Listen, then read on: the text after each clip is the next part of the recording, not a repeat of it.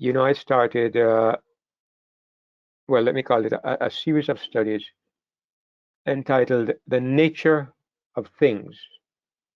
And the first week before last, we looked at the nature of the controversy between God and Satan, the nature of the universal conflict, what is really behind it. Last week, we looked at the nature of the covenants.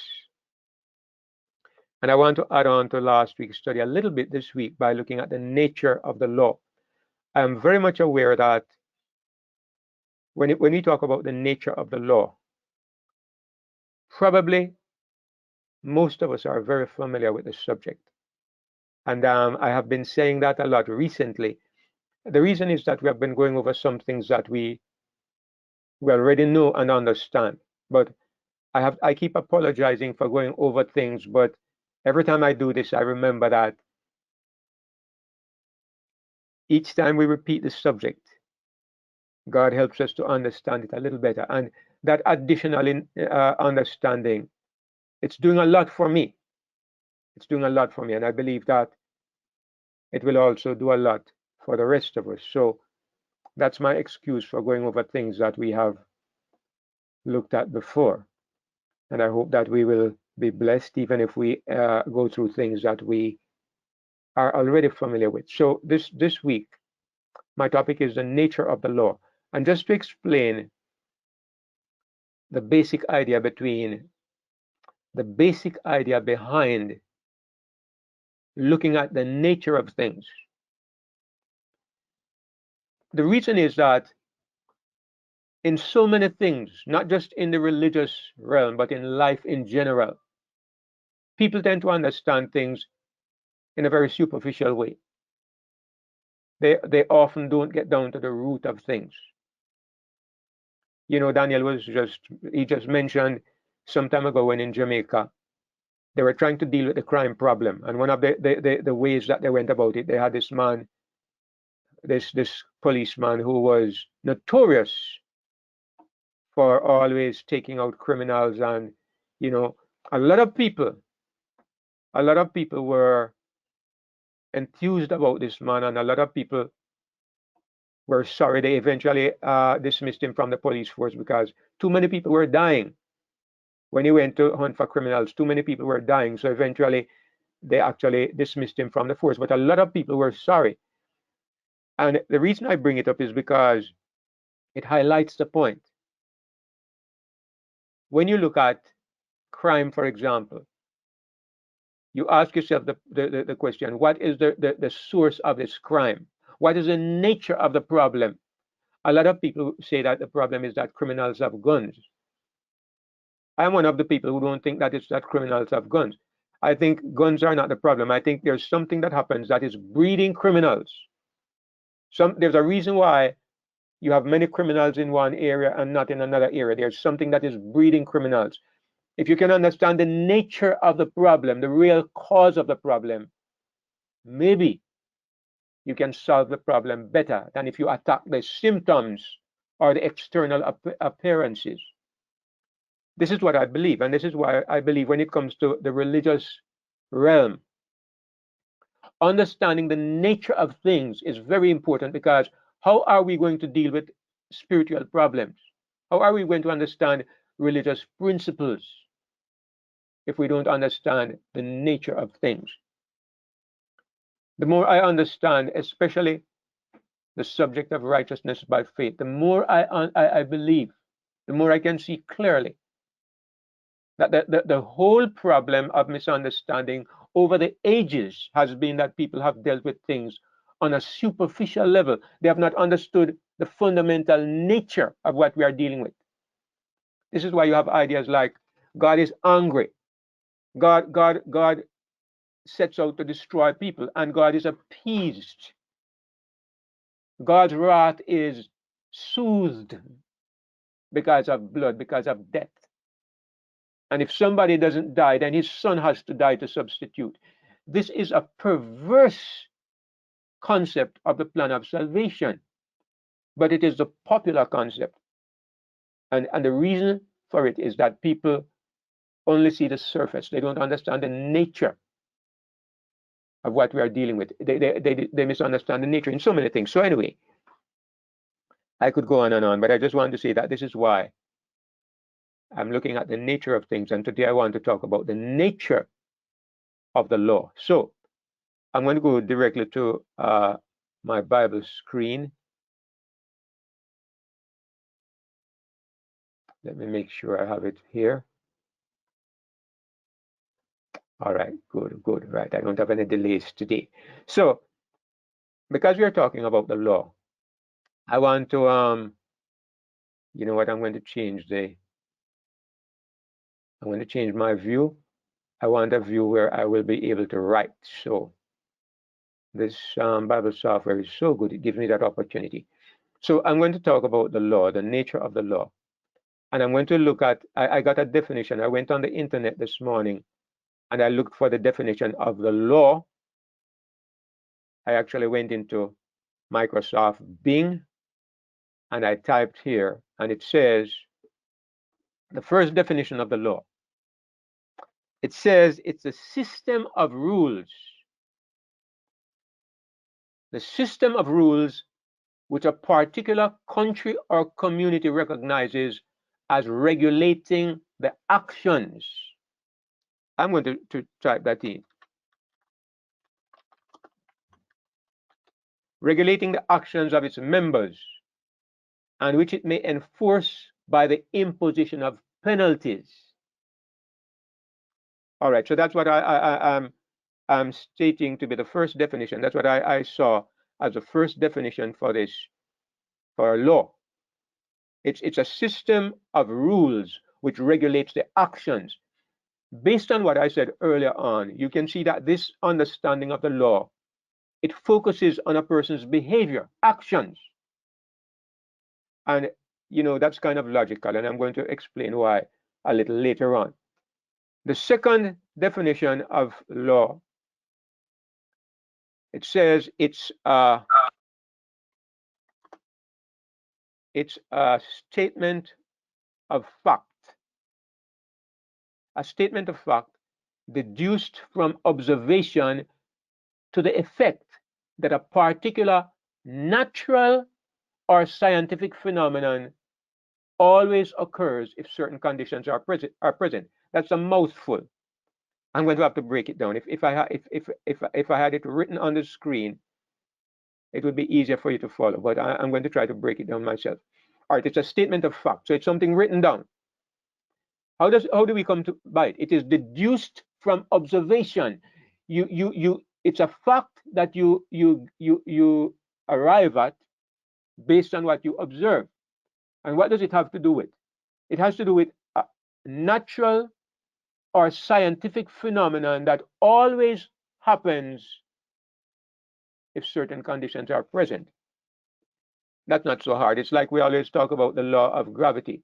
That's a perfect example of what we are looking at. It says that it's a natural or a scientific phenomenon. The phenomenon of things always falling down. It's a scientific phenomenon, and it always occurs if certain conditions are present. Now, how do I write this? Because it also regulates actions, but it regulates actions. Let me see. It regulates actions naturally, or maybe I should say scientifically. The first one regulates actions legally. All right, so the first definition of a law is that it regulates actions by, what did it say? It says by a system of rules. And the authorities may enforce it by imposing penalties.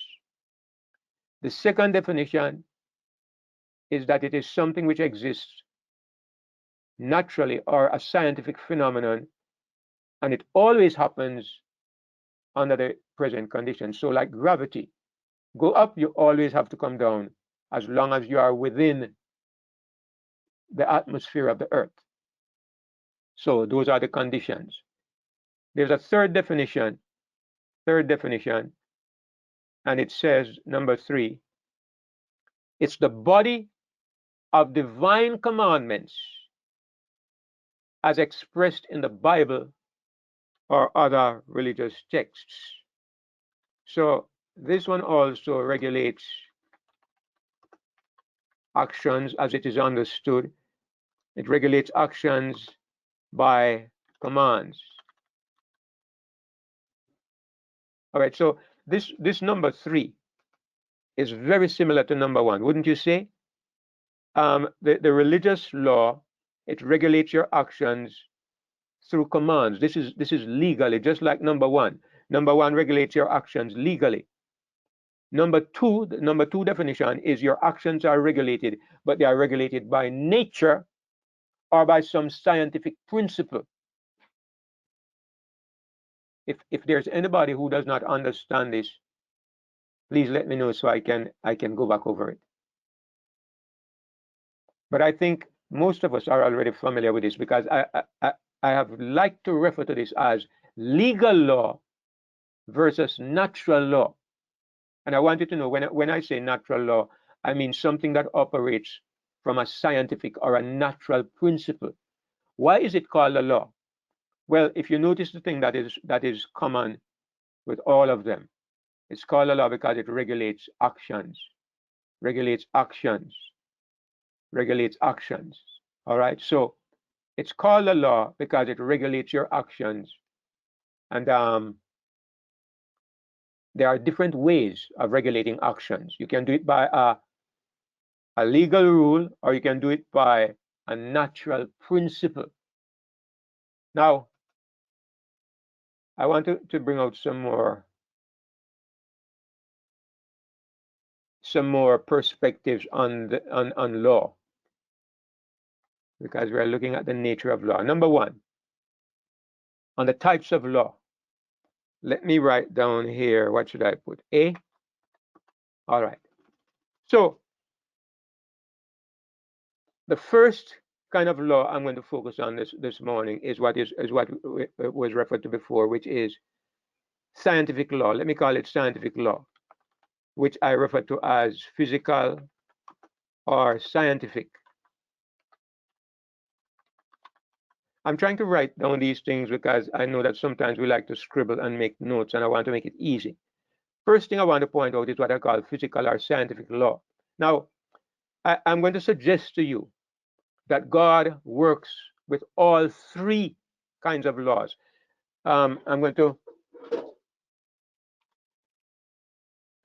There are actually 2 that we mentioned. We mentioned natural law or scientific law, and we mentioned legal law. I'm going to say that these 2 laws can be divided into 3 subheadings, into 3 kinds of law. And I want to look at those 3, okay? First of all, there's what we call natural law, scientific law, which I'm going to refer to as physical law. Let me see if I can highlight that.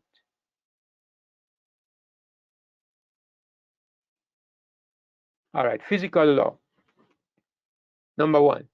And I'm going to show you what I mean when I say physical law. Let's go to the Bible, to Isaiah 40, verse 26.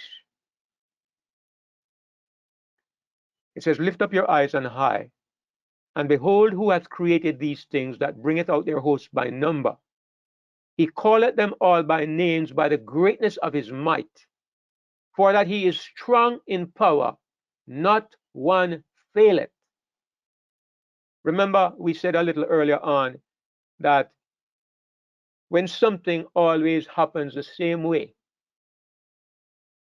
under certain conditions, we refer to that as natural law or scientific law. Why do the stars always hold to the same pattern in their course in the heavens? Why is it that there's always morning and evening? Why do the waves always follow the same principle in the way they roll? Why is it that the winds, you can talk about the trade winds coming at a certain time? Why is there spring, summer, autumn, winter? Why is there rainfall and transpiration and all these things?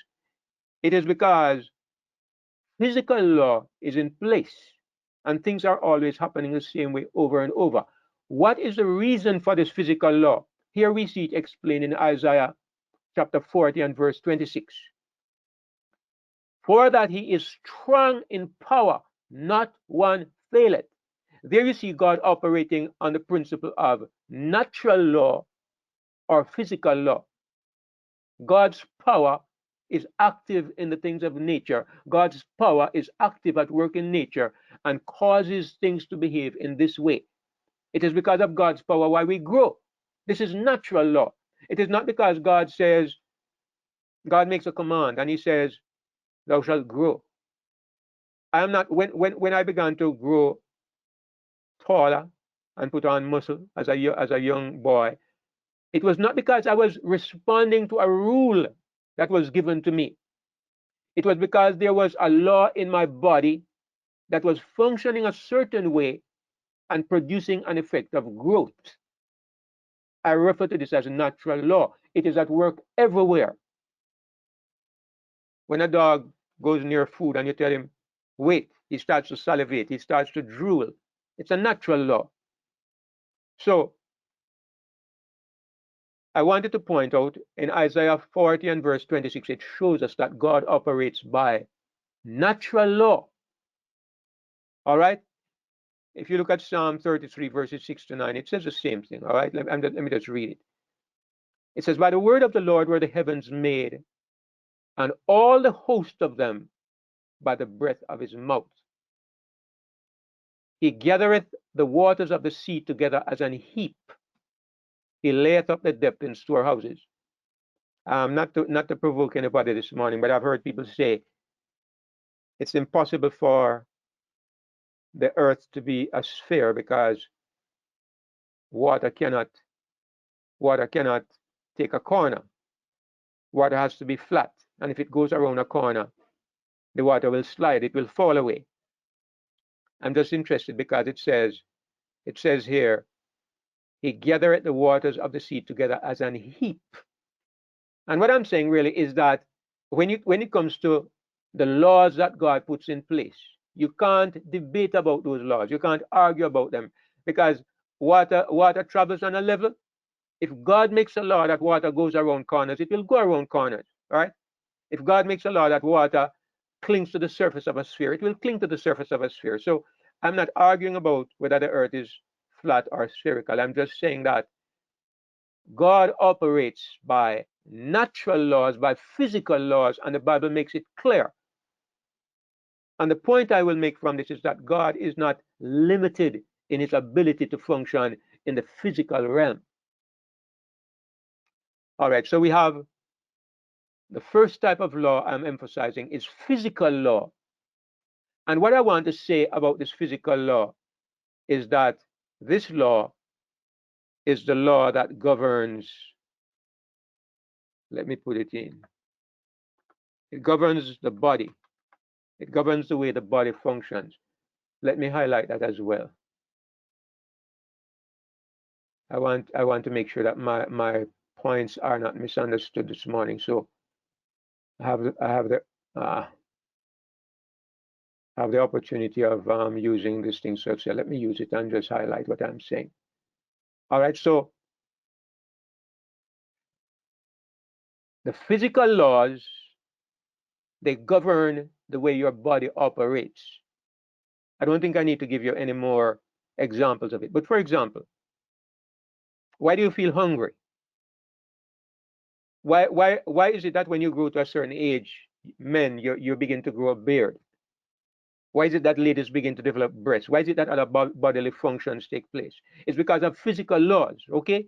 So these laws, these rules compel you to behave a certain way, and you don't need any instructions, but the behavior takes place. Now I'm saying that God governs our bodies, God controls our bodies by physical laws. All right? Now the next kind of law I want to talk about is legal law.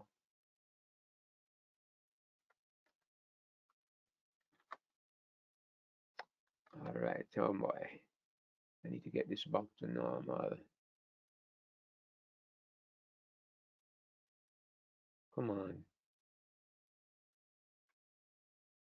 You can tell that I'm not too used to this, what I'm doing, but Right, okay. The next kind of law I want to deal with is legal law, which I will call administrative law. All right, let me call it administrative. And why do I call it administrative law? Because it's a law that is made by an administrator or an administrative authority. All right, so when it comes to legal law, you have to have instructions. You have to hear what is being said. You have to understand what is being said, and then you respond to what is being said.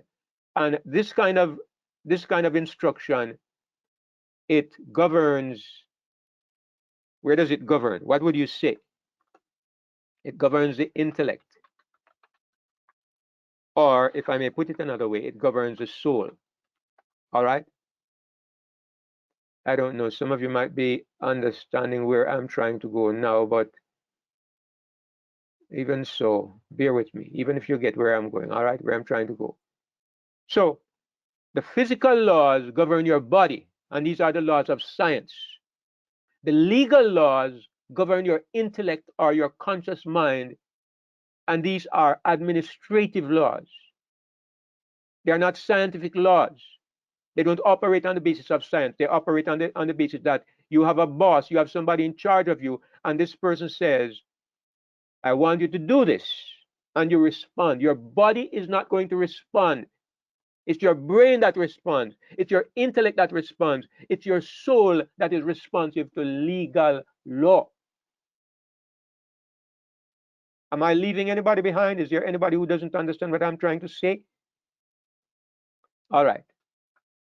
In Exodus 24 and verse 12, we can find an example of this legal law, or we can find this legal law clearly illustrated. It says, and the Lord said unto Moses, come up to me in the mount and be there, and I will give thee tables of stone and a law and commandments which I have written, that thou mayest teach them. So here we see that God had made commandments. God says he has written these commandments, and Moses is to teach them. When Moses teaches these commandments, I think I'm going to make this text a little smaller that we can all, it can hold on one line if possible. Let me see. I'll go down. I think we can all see it. Yeah. All right. Can we still read this? I don't see why not. Maybe a little bigger.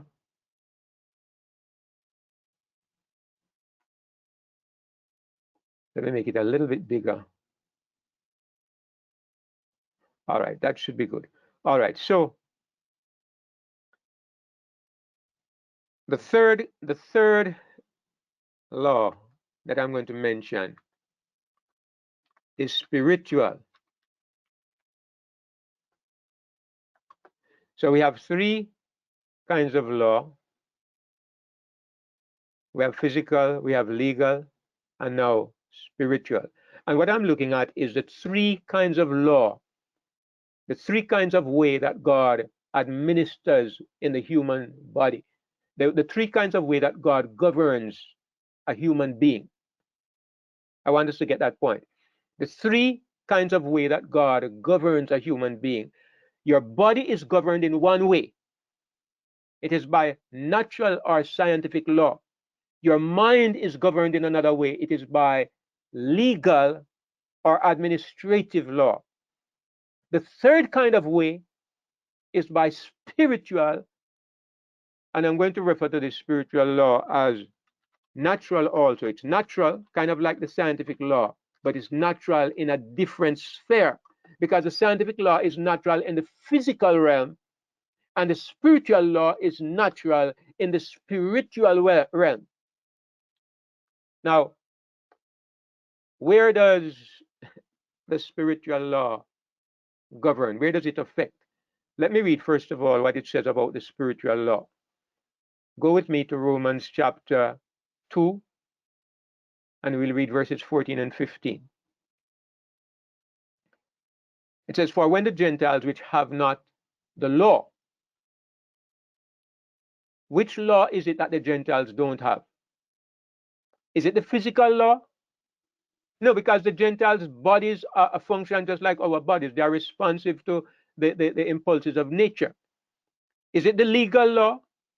Well, obviously, they don't have the legal law. It says, when the Gentiles which have not the law, he's talking about the legal law, the administrative law, the law that appeals to the mind or to the brain or to the intellect. The Gentiles, Paul is saying, they don't have this law because they didn't have the 10 commandments that were given to the Israelites. But look what he says. They do by nature. It's a natural process. They do by nature the things contained in the law. These, having not the law, are a law unto themselves, which show the work of the law written in their hearts.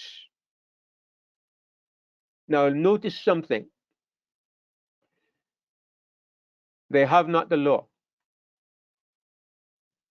They don't know the 10 commandments. Yet it says that the law is written in their hearts. You have to ask, what is written in their hearts and how is it written? If it's not, if they don't know it, is it in their brains? Is it in their intellect? Obviously not. So when it says it is written in their hearts, it is infused in them in a different way than by a scientific way or by a legal way. There's a third process. And this third process is what Paul is saying the Gentiles have. Not the physical, not the legal, but the spiritual. It's a third experience of the law. And this is the experience that Paul says the Gentiles have. In Romans 7, verses 21 and 23, we see the same principle, the same law at work, but now it's the law at work in the negative. Look at what it says, Romans chapter 7, verse 21 says, I find then a law. What kind of law is this? It's a principle that is inside of him. I find then a law that when I would do good, evil is present with me. It's a law. What kind of law is it? Is it a law in his physical body? Is it a law in his brain, in his intellect? No, because look at verse 22. Verse 22 tells you what goes on in his understanding and his intellect. For I delight in the law of God after the inward man. Law number 2, legal law. This person that Paul is referring to understands legal law and he likes the legal law. He believes thou shalt not kill, thou shalt not steal, thou shalt not commit adultery. He believes all these things and he agrees with them in his mind, in his intellect, in his understanding. But I see another law in my members. What kind of law is this? It's not simply talking about the physical law in his body. This is the spiritual law. It is the opposite of what Paul says the Gentiles have. He says the Gentiles have the law written in their hearts. This person that he's referring to is in the opposite place. He does not have the law written in his heart. He has the law of evil. He has the law of sin written in his heart. Why? Because this person is not born again. He has the law of sin in his spiritual nature. And he says it wars against the law of my mind. Law number B. Sorry, I should have this one as C. I have two B's. Law B, legal law, is the law of his mind. The law that is designed to govern the soul. This law number 2, the legal law that is designed to govern the soul, is doing okay because his mind or in his soul, he agrees with this law. But the agreement of the soul is not good enough because true religion arises from the heart or from the spirit, not from the soul, not from the mind, not from the intellect. And if you ask me the reason why so much of the Christian world is having a great difficulty, not only in understanding, but in experiencing any kind of victory over sin, it is because they're approaching the problem of sin from the understanding of the second one, legal. They are trying to relate to sin on the basis of the soul. They believe that if you educate the intellect, they believe that if you increase the understanding, they believe that if you read enough, try enough, listen enough, you can gain the mastery because you have a mind and you have an intelligence. And they think that intelligence and strength of will and strength of mind are enough to overcome Satan and the world and sin. It's a fallacy. The real problem, as Paul highlights here, is not a problem of the legal law. It's not a problem of the soul or of the intellect. He says there is something in him that is warring against the law of my mind and bringing me into captivity to the law of sin which is in my members. Now, it's a little bit confusing because when Paul says the law of sin in my members, it seems to suggest that the problem is in his body's in his limbs, in the limbs of his body. Because when he says my members, sometimes we think he means my feet and my hands and my eyes and my ears. These are the members of my body. Is Paul talking about the limbs of his body? He says the law of sin in my members. It's very there is a very good reason to suggest this is not the problem. And I will show you in a moment when we look at the solution. But let me just give you one little illustration that makes it clear he's not talking about his body, and it is this. Jesus came to this planet and he had the same body that we have. Same kind of body. His body was subject to the same kinds of weaknesses and the hereditary degeneracy that our bodies experience. Jesus did not have a super body. His body was the same. And it's kind of obvious when they were traveling to and passing through Samaria, Jesus sent his disciples into the town to buy bread. But what does it say? It says he was tired, he was weary, and he sat down on the side of the well to rest. If he had a super body, he wouldn't be tired with the rest of the disciples. But he was tired. He was a man. He had a physical body. When they were traveling on the sea in the boat, where was he? He was sleeping, and the disciples were rowing. It almost seems like physically they might have had a little bit more energy than him.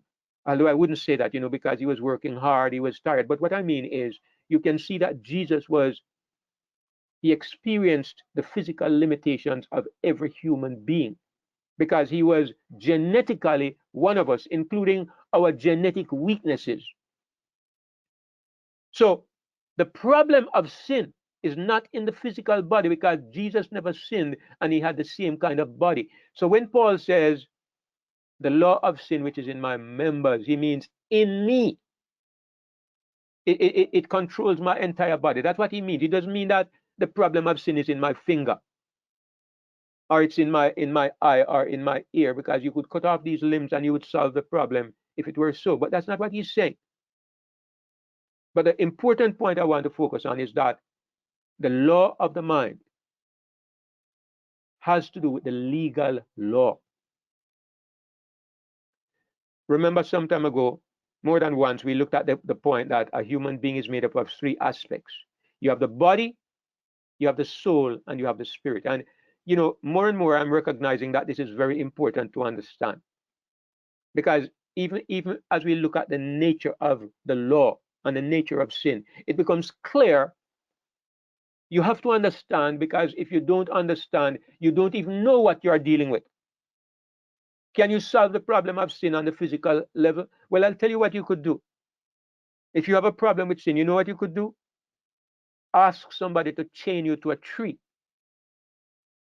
All right, if you have a problem with stealing, or you have a problem with fornication, ask somebody to chain you to a tree. And if you have a problem with saying bad things, ask them to gag you. And you would solve the problem, right? You deal with the physical. But of course, that would be that would be folly, because the real problem of sin is not in what your body is performing. So we can put that out of the picture.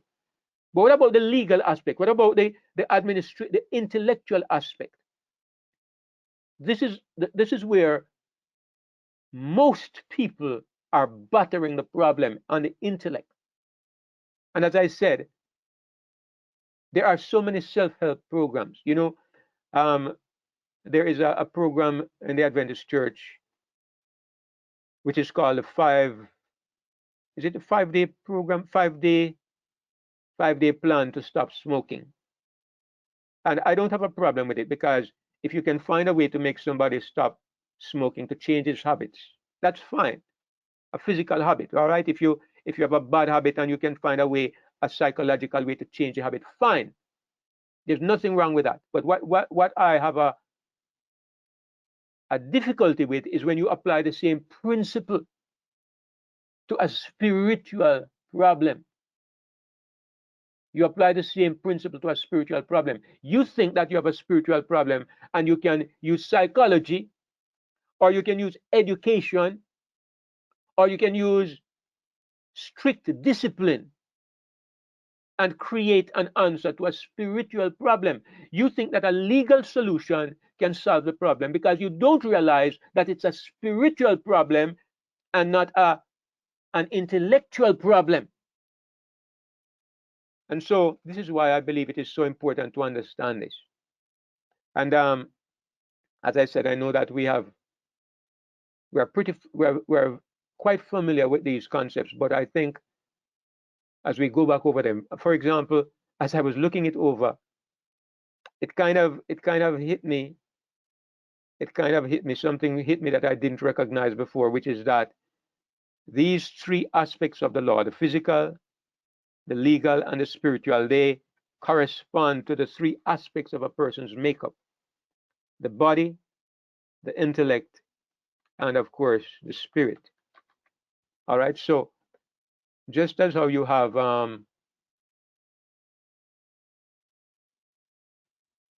the body responding to physical laws, the body being governed by physical laws. The intellect is influenced by legal laws. And in the same way, in the spiritual realm, there are laws that function there, but there are also spiritual laws. And you look at these three aspects, brothers and sisters, and you can see that physical laws, they can't change the operation of the intellect. The intellect must respond to legal laws.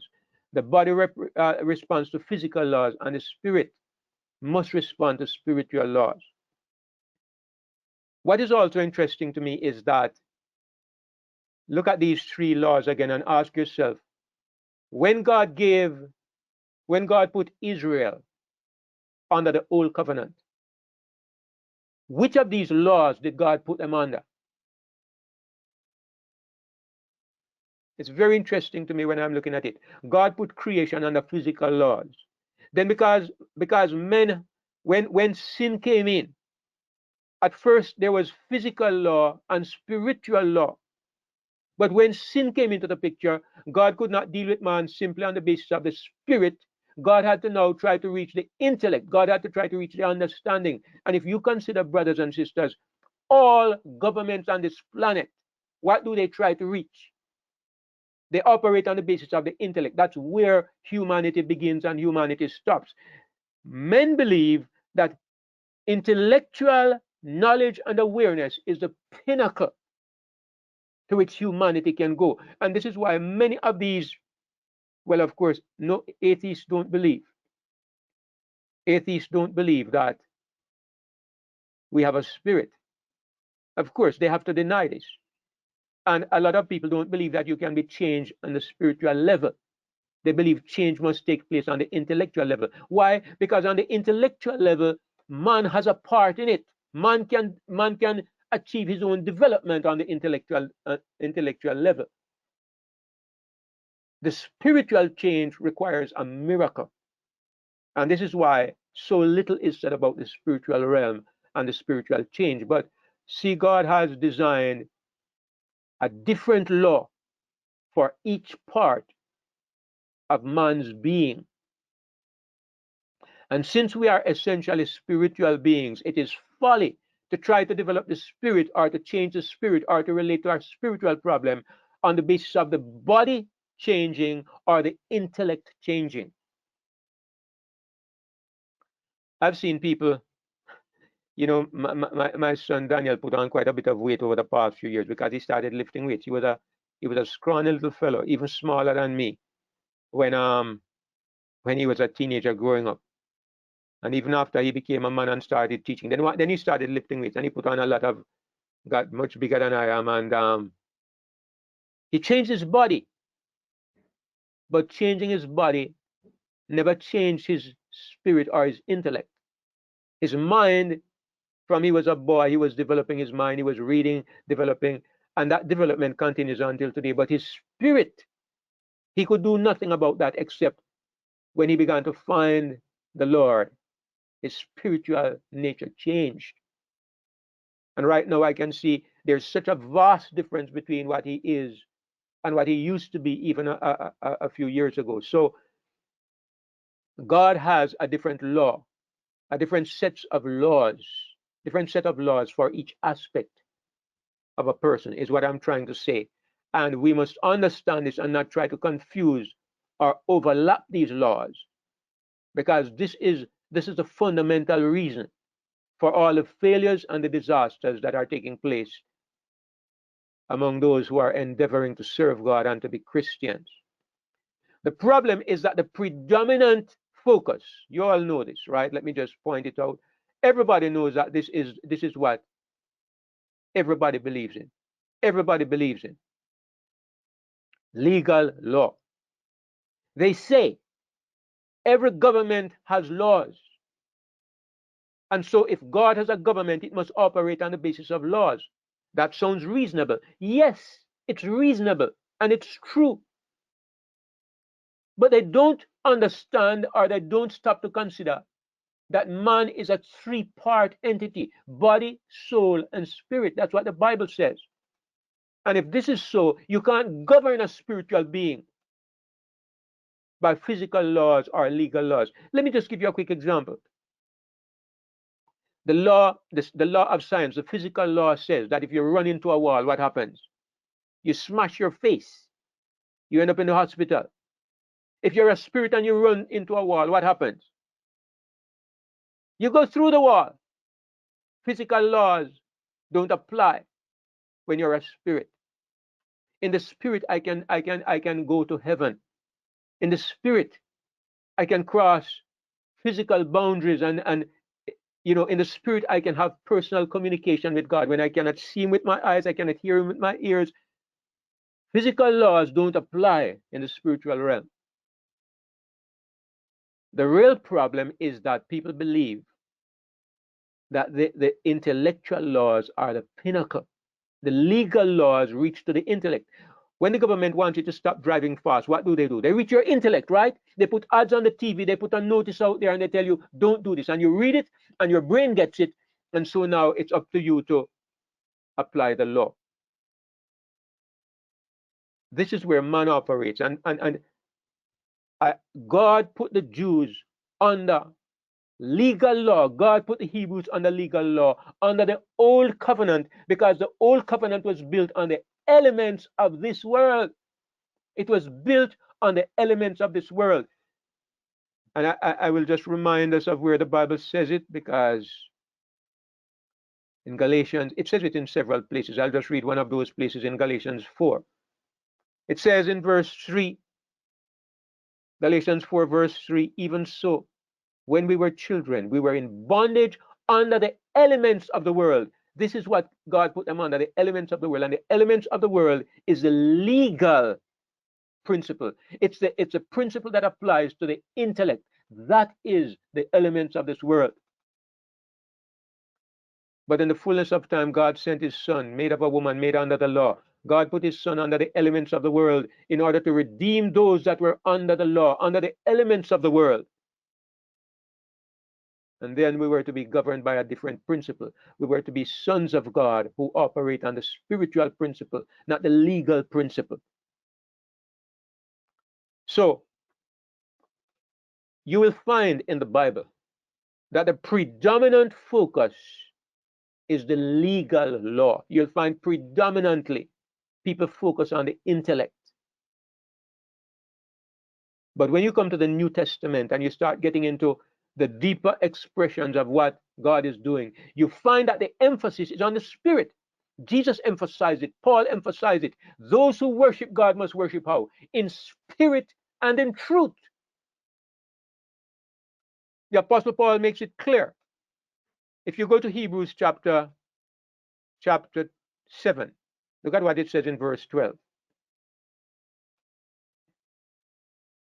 For the priesthood being changed, there is made of necessity a change also of the law. Has the priest been changed? Yes, we used to have an earthly priest who operated on the principle of the elements of this world. Now we have a heavenly priest. It says of the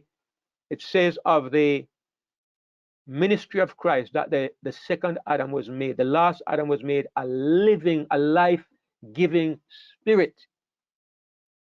So we have a spiritual priest, and it says there is made of necessity a change also of the law. What is the point? The point is if you have a spiritual priesthood, you also need to have a spiritual law. This is what we are being told here in Hebrews 7 and verse 12. The law has been changed. How has the law changed? It has changed from being a physical law, a legal law, a law relating to the intellect, a law relating to the body. The law has changed because our priesthood has changed. It's a spiritual priesthood. It has to operate on the basis of a spiritual law. And let's look at the verses that support this. In Galatians, we just look at Galatians 4 and verse 3. In Hebrews 10 and verse 1, it says, the law had only a shadow of good things to come, not the very image of the things. It was physical, it was temporal. It says in Hebrews 9 and verse 23, it was necessary that the pattern of things in the heavens should be purified with these, but heavenly things themselves with better sacrifices than these. It's a principle relating to the old law that it was only a pattern of things. And now we come to the real things. We have to have better sacrifices. It is true of the law as with everything else. It moves from the physical, it moves from the intellectual, and it moves to the spiritual. Romans 7 and verse 6. Here's what it says. But now we are delivered from the law, that being dead wherein we were held, that we should serve in newness of spirit and not in the oldness of the letter. So something has changed. The law has changed. Paul says that because the priesthood has changed, the law must be changed. And see what it says? It says, now we serve. What happened? Romans 7 verse 6, yes. It's now spiritual, newness of spirit. It's no longer physical, the oldness of the letter. It's no longer intellectual. Remember when we were dealing with the letter, what did Paul say? Paul says, I delight in the law of God after the inward man. In my mind, the letter of the law, the instructions of the law are there. That is the oldness of the letter. But now we serve in newness of spirit. In other words, we're not relating to what is written anymore. There's another principle at work that makes it possible for me to live in a different way, and it's not appealing to my intellect. So the law changed, first of all, in nature. Maybe I should write that down as well. The law has changed.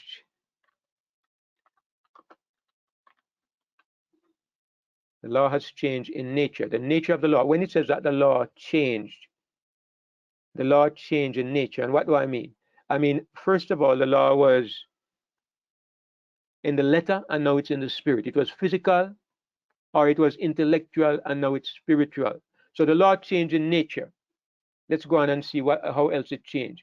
Secondly, the law changed in authority. In Galatians 3 and verse 25, it says, in verse 24, wherefore the law was our schoolmaster to bring us unto Christ, that we might be justified by faith. But after that faith is come, we are no longer under a schoolmaster. So the law also changed in authority. In Galatians 5, verse 18, it says, if you be led of the Spirit, you are not under the law. In Romans 7 and verse 4, it says, wherefore, my brethren, you also are become dead to the law. So what I'm saying, the nature of the law has changed. The authority of the law has changed. And there are about two other things I want to point out as well. Thirdly, in Jeremiah 31 and verse 33, God says, this shall be the covenant that I will make with the house of Israel after those days, said the Lord. I will put my law in their inward parts and write it in their hearts, and I will be their God, and they shall be my people. The third thing is that the law changed in location. So when we were dealing with the legal form of the law, the location was the brain, the intellect, the mind, the conscious mind. But now that we are dealing with the spirit of the law and not the letter anymore, we are no longer dealing with the intellect, we are dealing with the inward man or the heart. God says he would write it in our hearts, just like Paul says in Romans chapter 2, the Gentiles which have not the law, they show the work of the law written in their hearts. The location is different because the nature is different. You can't take 10 statements and write them on your spirit. Your spirit has no place to inscribe words. What your spirit accepts is life and nature, not words. Words are for your intellect, for your conscious brain. When it comes to the spirit, words, you don't communicate on the level of words when it comes to the spirit. That's why Paul says, if I speak in an unknown tongue, my spirit is praying, but my understanding is unfruitful. What he's saying is that your understanding or your intellect deals with words and ideas and conscious thoughts, but your spirit doesn't operate on that way. Your spirit operates on the basis of receiving life and nature, not something you can formulate into words. It's something like gravity always makes you fall back to the ground. It's something like the dog salivates when he sees food. He doesn't try to do it. It's your body responding. In this case, it's a spiritual change of nature. So the law's nature changes, and therefore the authority changes. The old authority was legal with the threat of punishment. That authority is gone. That law has no more dominion in your life. That aspect of the law, I should say. And this is why Paul says, all things are lawful. He means the legal law. The spiritual law has authority, but it's a different kind of authority. It's not legal authority. It is nature authority. The next thing that changes, of course, is the capability of the law. So because the nature has changed, the old nature, I hear you, just a second. The old nature of the law, the legal law, it was hopeless. It could not produce righteousness. Yet it had a great deal of authority. It had authority to put you to death and to condemn you. It was located on tables of stone and you memorized it. But it had no capability of producing righteousness. So in order to bring about a good result, first of all, God changed the nature of the law. The priesthood being changed, there was made a change of the law. And so because it was changed, the old authority was gone, the old location changed, and the capability changed. It now became capable of producing what it should. But first of all, the nature of the law had to change. It had to change from the legal law to the spiritual law. Somebody was saying something. Yes, could you just say a little bit more about that which you were just saying about all things being made lawful unto me? Exactly what has been made lawful? Could you just say a little bit more about that for me, please? All right. Let me actually look at the verse so that we're not speaking in a vacuum. Brother Joel gets me into into this, which I know I can talk about a lot. But anyway, Paul says in Rome, 1 Corinthians 6 and verse 12, all things are lawful unto me. I know we have touched on this a little bit in the past, but it means, I had to understand, it means exactly what it says. When we talk about something being lawful, we mean something permissible by law. It means that if you carry out this particular activity, the law cannot condemn you. Paul says, everything is lawful, everything and anything. It's lawful to me. Now, the real difficulty with this is because somebody will say, are you saying it's lawful to steal and to kill, to commit adultery, to lie? And if you ask me, and I'm being fair to the verse, I will say the answer is yes. It's lawful to steal, to kill, to lie, to commit adultery, and I'll explain why. If you say, is it appropriate for a Christian? I will say no. Paul says it's not expedient. He doesn't say lawful, he says expedient. Paul is not saying that a Christian will do all these things. Paul is saying it's lawful to do these things. He's emphasizing the word lawful. And why is it lawful? Because I am not governed by the law. I will say, if I kill somebody in Jamaica, can the government in America prosecute me for it? It's not their business. If I steal something in Jamaica, can the American law interfere with me? It's not their business.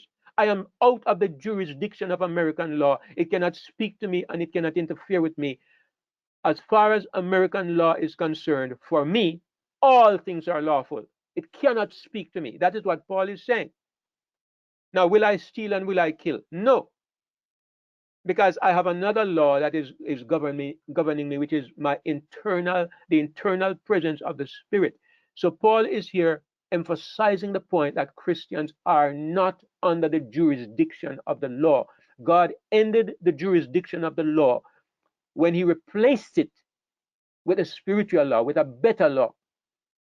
So that's what he means when he says all things are lawful unto me. It's not a statement that Christians will go around doing unlawful and perverse things. It's a statement that says God has ended the law as an authority in your life, and it means legal law. In other words, our function in the arena of good is not on the basis of intellect. You understand? It's not on the basis of intellect. That is why when people come forward and they say, look, Christians, I behave as well as you. I understand right and wrong, and I don't need your commandments. Sometimes they are right. If you are functioning on the basis of intellect and they are doing the same, and you are functioning on the basis of willpower and they are doing the same, where are you different except that you bear a different name? So the difference between Christians and other people is not because you understand a better set of laws or because you have greater willpower. It's because you have a different spirit. Your nature is different. They might be responding to rule and you are responding to nature. You are functioning from nature. It's different because the nature in you is the nature of Christ. So David, Well, the point you're making is Galatians 2 verse 19 and Romans 8 verse 1 and 2 is speaking to the change of relationship as well. Where it says, for I through the law am dead to the law that I might live unto God. It's the same kind of context in which that verse is saying that all things are lawful unto me. In terms of we have moved from one system of the law onto a different system of the law. We're now under the spiritual, no longer under the legal, correct? absolutely. And therefore, the legal law has completely lost its jurisdiction in the life of the Christian. I get We it. Thank are, you very much. I get it. you're welcome, Brother Joe. We are no longer under the law. The legal law is not the basis of our behavior anymore. It has no authority anymore. This is what he's actually saying. So the fourth thing I wrote there is capability. This law in Ezekiel 36 and verse 27, this is what God says he will do in relation to this state. Brother Sonny, I think you're not muted. Let me mute you. In relation to the change of the law. Sometimes some of the passages don't explain it as fully as other places. But look at Ezekiel 36 and verse 27. This is what God says he will do. I will put my spirit within you. Notice, he does not say I will put, in Jeremiah, he says I will put my law. But here he says I will put my spirit. And look what is the consequence. And cause you to walk in my statutes, and you shall keep my judgments and do them.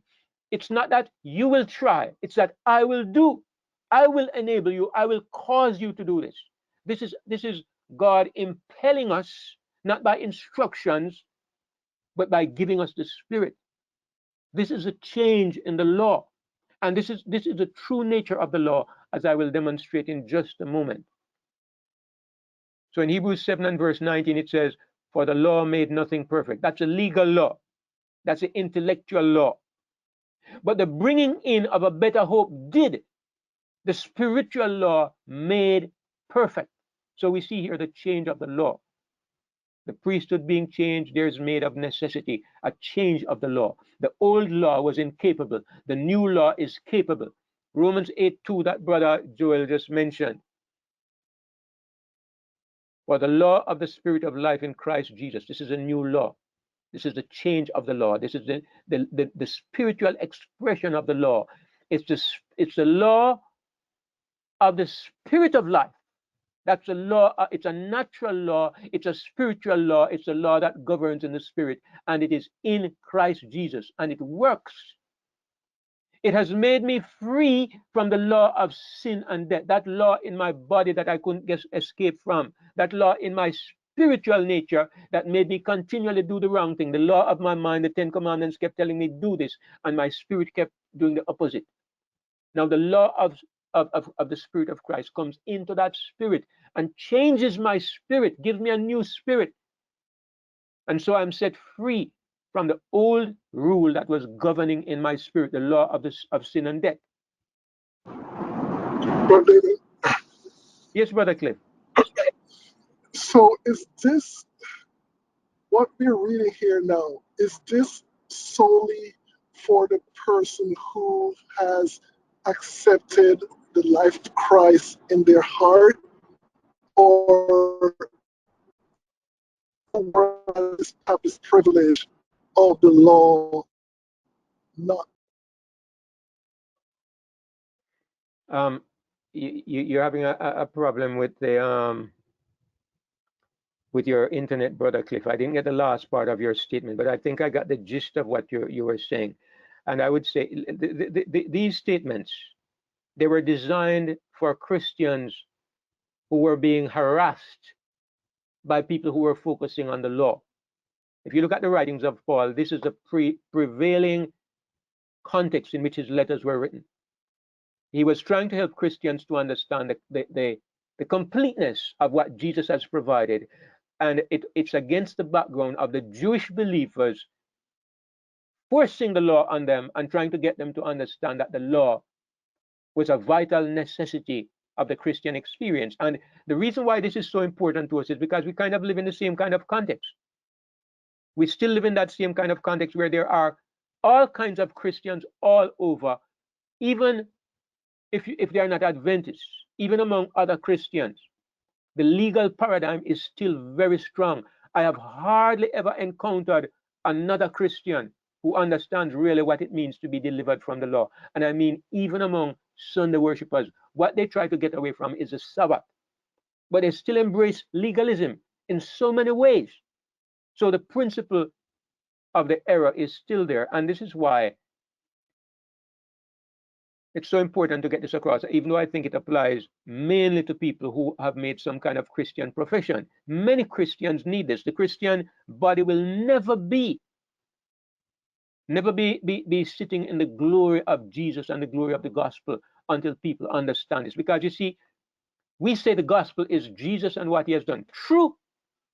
But if at the same time you have an obstruction standing in the way of Jesus and dragging people back down from the height where he has put us, how can anybody understand the gospel if they see the gospel in the context of an obligation to the legal law? You can't understand the gospel There are people who have experienced this life of Christ who never had the kind of education that we have had. Because Paul says in Romans chapter 2 that there are some Gentiles who have not the law, but they have the law written in their hearts. Because there are some people, even in dark places, who have found the Lord or found God without even being exposed to the Bible. And they have received this gift of the life of Christ without even understanding what they received. If we are to understand what Paul is saying, they have the law written on their hearts. But by and large, God's way of enlightening the world and making this available to the world is through the teaching of the gospel. Now, I think there is a great deal of discussion going on in the chat, so I'm going to comment on it. Okay.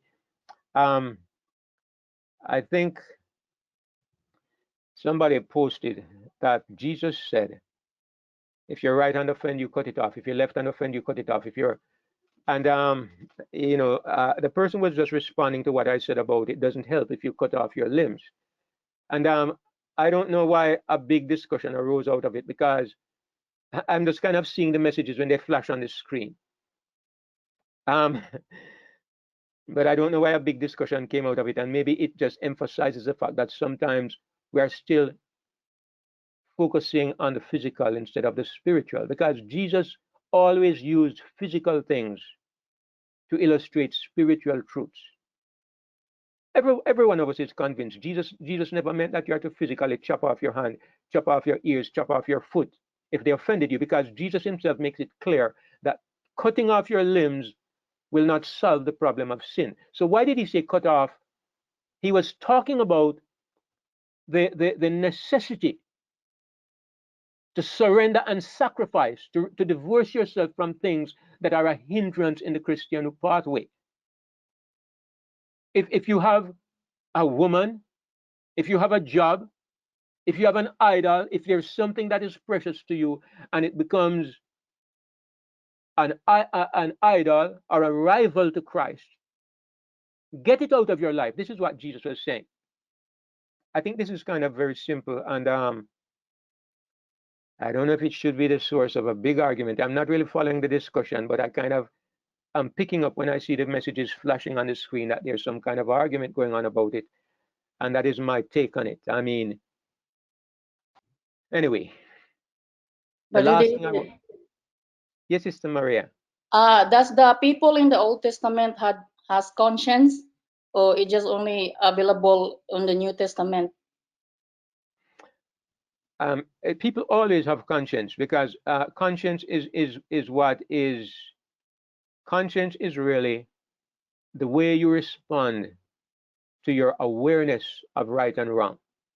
I suppose you could say even a dog has conscience, because if you tell a dog, don't do this, and he does it, and you catch him, he will hang his head and he will hang his tail. So in a sense, even an animal has a conscience. So your conscience is your sense of right and wrong.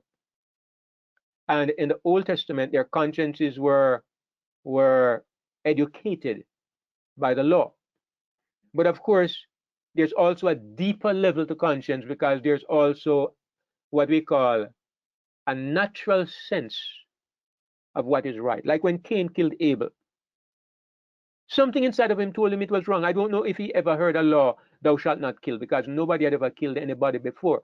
But something inside of him was saying, this is not right. And we would call this the voice of conscience. So, of course, they had conscience, but people in the new covenant, their conscience is of a greater depth and a greater height, because it is Christ's own nature that now gives them the sense of right and wrong.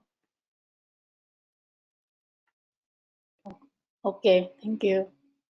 You're welcome, Sister Maria. So I'm going to make the final point, and I'm going to do this by, let me go back to my illustration. I have one illustration that I'm going to just bring up on the screen to make this point. What we can see here, I'm sure you know, is a photograph of an artist doing a painting.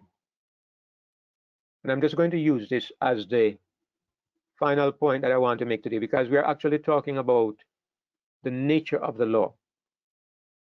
Now, if you look at these two elements in the picture, you have an artist and you have a painting, and you have a man sitting in a chair. It's a very good painting because it looks very much like the man who is sitting there.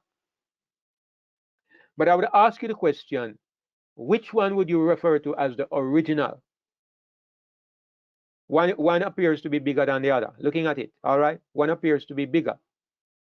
The one that the artist is painting is bigger, and the colors even appear a little more vibrant than the one sitting in the chair. But if I could ask you which one is the original, of course you will say it's the one sitting in the chair. The one that is being painted, it is in the forefront, it stands out, it's more graphic, there are more colors evident, and it's bigger. It grabs your attention more. But everybody knows that the real thing is what is sitting in the chair. And everybody knows that the original is what is sitting in the chair. Now, I'm using this to make my final point about the nature of the law. Up to this time in the history of the world, what the world sees is what the artist is painting. That's what the world sees. As far as the law of God is concerned, they have seen the illustration. The legal law was an illustration of something greater. Until God could reach the spirit, God dealt with the intellect. I want to repeat that point. Until God came to the place where he was going to change the spirit, God dealt with the intellect.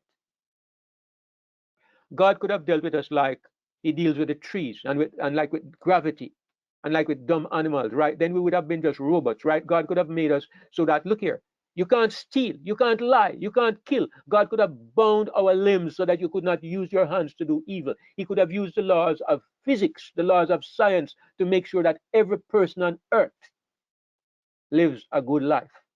Some people want it to be that way, but he didn't. He went to the next level and he started to deal with our intellect. He gave us laws to try to bring our behavior under control, but still related to our willpower, still related to our power of choice. So we could make intelligent decisions. But it was always just an illustration. It was always just a painting. It was always just a photograph.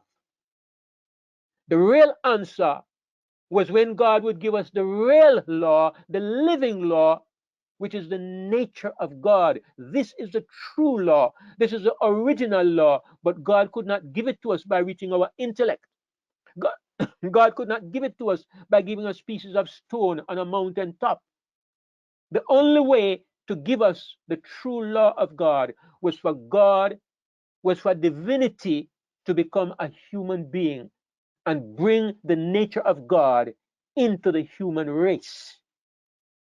This is why Jesus, the Son of God, had to become a man to bring the true law of God into the human race. And so finally, we got the original. Finally, we got the original. And because we got the original, then we didn't need the photograph anymore. Everything that God wanted was given to us in the original. And that is the true nature of the law of God. That is a spiritual law. It was always a true law. The legal aspect of it was just a stopgap. In Galatians 3 and verse 19, it says, "Wherefore then serveth the law? It was added because of transgressions till the seed should come." So I want to close with that today. And I want to thank you all for participating. I regret a little Amen. bit. Amen, Brother David. Brother David, in light of the quickening spirit, how does that line up with Jesus becoming a quickening spirit? All right, that's Jesus became a life-giving spirit because Jesus brought divinity into the human race, but he could not give it to anybody. The only person who had this original nature of God was Jesus Christ. He became a man, and in with this nature in humanity, he conquered sin and the devil and the world. But the problem remained now that this new humanity was created, how to impart it to others. This is why he had to be glorified. The Holy Ghost could not be given until Jesus was glorified. When he was glorified, he says, I will pray the Father, he will give you another comforter. So Jesus went back to heaven. He became a life giving spirit. And with this ability, he now was able to pour out this same life upon every one of his children. So we ourselves could become partakers of this divine nature, this original form of the law. So thank you all for your attentiveness. I'm a little bit sorry that so many people got dragged into some kind of sidetrack in the chat. I think I think I think I think you got distracted, brothers and sisters. But anyway, I'm grateful for those of us who were able to understand and follow along. And I praise God for. Brother David, I know I'm late answering this, but I just want to know what law did Lucifer broke in heaven? Thank you, Brother Sam. The law of the natural law is what Lucifer broke. The natural law, the Spirit of God was in the heart of Lucifer and made him understand that he should not try to take the place of God. He broke the law because in his heart he resisted the Spirit of God. That is the law that he broke, the original law. Boy, I just don't understand it. He broke what law? The law that there is a law in you. Let me say something. Let me say this. You're a Christian, right? Suppose Also, suppose in your heart there arises a desire to to to be like God. What would you do? dismiss it. Yes, Lucifer didn't dismiss it. And I would dismiss it because not because there's a rule that tells me so, but because I know myself and I know my place and I know who God is. This is in my heart. I don't need a rule to tell me this. If I begin to go against this rule, I am resisting the Spirit of God. I'm equating myself to God. It's not a legal law. It's a principle of life that is obvious. It's in my nature because God teaches me this. So Lucifer did not break a legal law. Eventually he did. But at the beginning, it wasn't so. When he first started to rebel against God, it was feelings rising in his heart that he should have put away. And eventually, it broke out into breaking out against things that God openly said he shouldn't do. So But I there just wasn't want, a law then. There was a law that told Lucifer some things he shouldn't do, right? well, let me say strictly from the Bible. Here's what the Bible says. It says that he said he wanted to be like the Most High. Yes. In Ezekiel, it says that he was perfect from the day he was created till iniquity was found in him. Yes. So where iniquity arose was in his heart before it appeared in his activities. Maybe later on he started to say bad things about God. And I am pretty sure there was not a rule in heaven that says, thou shalt not say evil things about God. I'm sure there wasn't such a rule. But I'm sure everybody in heaven knew it was wrong because it was contrary to the nature of love that existed there. So he broke the law of love. But this law of love was not a stated law. It was something that we knew you shouldn't do. Like if I started to say something about you, Brother Sam, I started to say, Brother Sam is not a, you were missing for a few days. And I start to say, Brother Sam is not a nice person. I would know I'm doing something wrong. I don't need a rule to tell me, don't say this about Sam. I know because the law of love in my heart tells me I should not do this about you, especially behind your back.